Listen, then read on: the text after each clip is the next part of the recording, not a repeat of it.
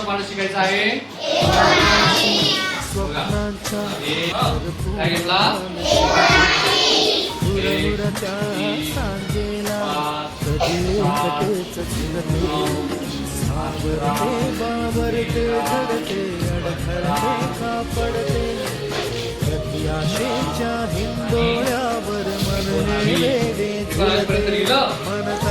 मग सोपं आहे.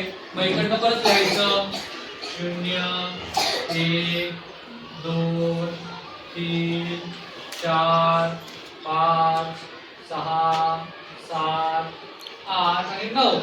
बघा बरं झाला का पाढा तयार? म्हणा बरं.